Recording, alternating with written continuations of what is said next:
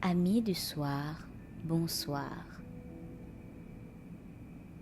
Ce soir, je vais vous raconter l'histoire des présents des gnomes. Un conte écrit par les frères Grimm. Un tailleur et un forgeron voyageaient ensemble. Un soir, comme le soleil venait de se coucher derrière les montagnes, ils entendirent de loin le bruit d'une musique qui devenait plus claire à mesure qu'ils s'approchaient. C'était un son extraordinaire, mais si charmant qu'ils oublièrent toute leur fatigue pour se diriger à grands pas de ce côté. La lune était déjà levée quand ils arrivèrent à une colline sur laquelle ils virent une foule de petits hommes et de petites femmes qui dansaient en rond d'un air joyeux, en se tenant par la main. Ils chantaient en même temps d'une façon ravissante. Et c'était cette musique que les voyageurs avaient entendue.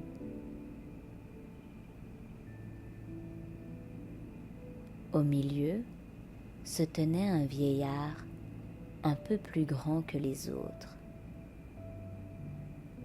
vêtu d'une robe de couleur bariolée et portant une barbe blanche qui lui descendait sur la poitrine.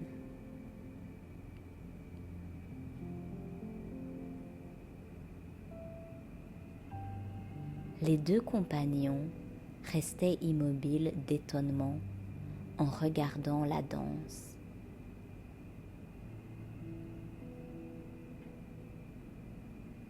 Le vieillard leur fit signe d'entrer et les petits danseurs ouvrirent leur cercle. Le forgeron entra sans hésiter. Il avait le dos un peu rond et il était hardi comme tous les bossus. Le tailleur eut d'abord un peu de peur et se tint en arrière. Mais quand il vit que tout se passait si gaiement, il prit courage et entra aussi.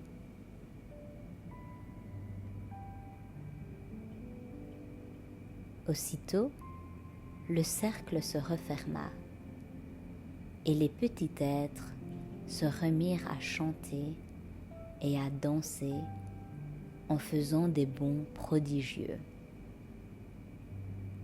Mais le vieillard saisit un grand couteau qui était pendu à sa ceinture, se mit à le repasser et quand il l'eut assez affilé,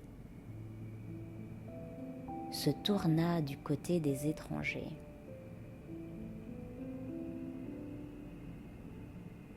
Ils étaient glacés d'effroi, mais leur anxiété ne fut pas longue. Le vieillard s'empara du forgeron et en un tour de main, il lui rasé entièrement les cheveux et la barbe. Puis il en fit de même au tailleur. Quand il eut fini, il leur frappa amicalement sur l'épaule, comme pour leur dire qu'ils avaient bien fait de se laisser raser sans résistance, et leur peur se dissipa.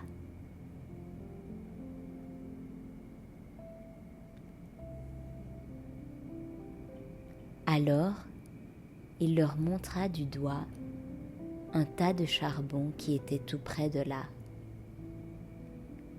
et leur fit signe d'en remplir leurs poches.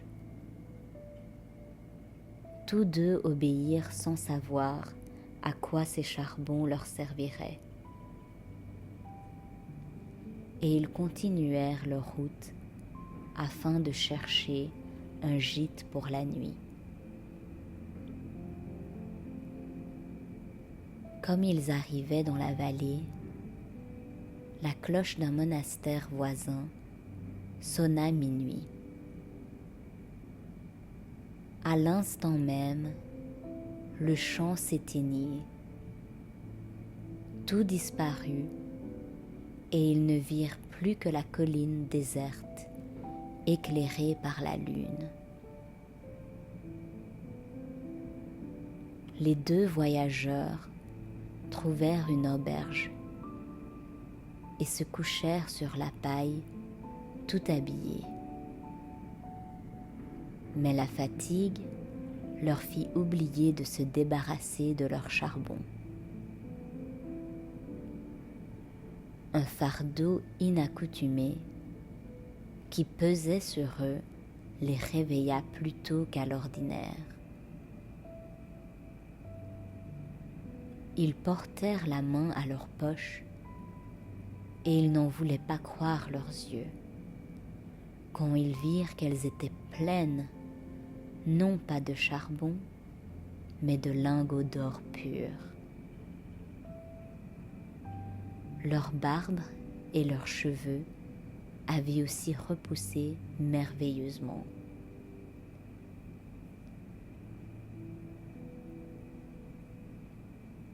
Désormais, ils étaient riches, seulement le forgeron, qui, par la suite de sa nature avide, avait mieux rempli ses poches, possédait le double de ce qu'avait le tailleur.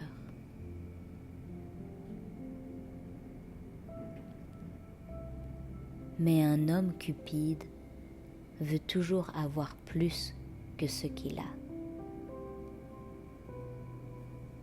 Le forgeron proposa au tailleur d'attendre encore un jour et de retourner le soir près du vieillard pour gagner de nouveaux trésors.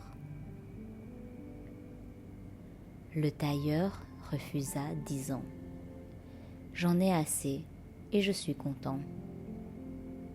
Je veux seulement devenir maître en mon métier et épouser mon charmant objet. » Il appelait ainsi sa promise. « Et je serai un homme heureux. »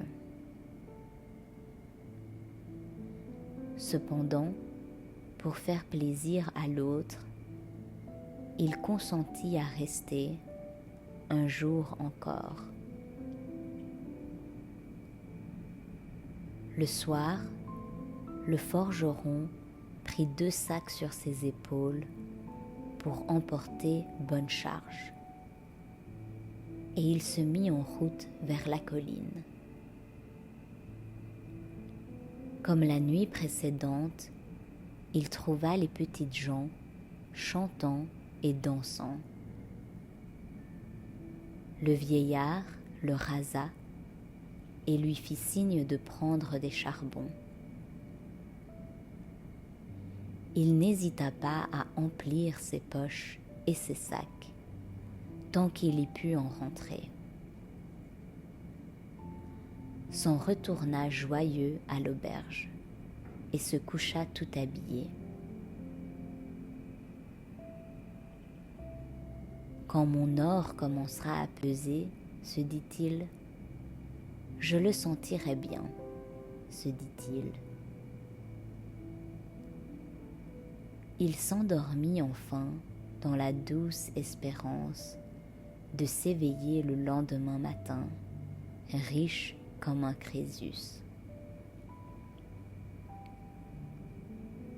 Dès qu'il eut les yeux ouverts, son premier soin fut de visiter ses poches. Mais il eut beau fouiller dedans, il ne trouva que des charbons tout noirs. Au moins, pensait-il, il me reste l'or que j'ai gagné l'autre nuit. Il y alla voir, mais hélas, cet or aussi était redevenu charbon. Il porta à son front sa main, noircie, et il sentit que sa tête était chauve et rasée ainsi que son menton. Pourtant, il ne connaissait pas encore tout son malheur. Il vit bientôt qu'à la bosse qu'il portait par derrière, s'en était jointe une autre par devant. Il sentit alors qu'il recevait le châtiment de sa cupidité et se mit à pousser des gémissements. Le bon tailleur, éveillé par ses lamentations, le consola de son mieux.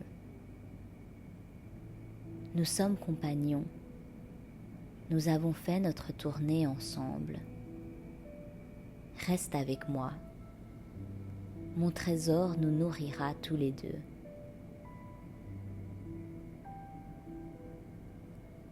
Il tint parole, mais le forgeron fut obligé de porter toute sa vie ses deux bosses et de se cacher sous un bonnet sa tête dépouillée de cheveux.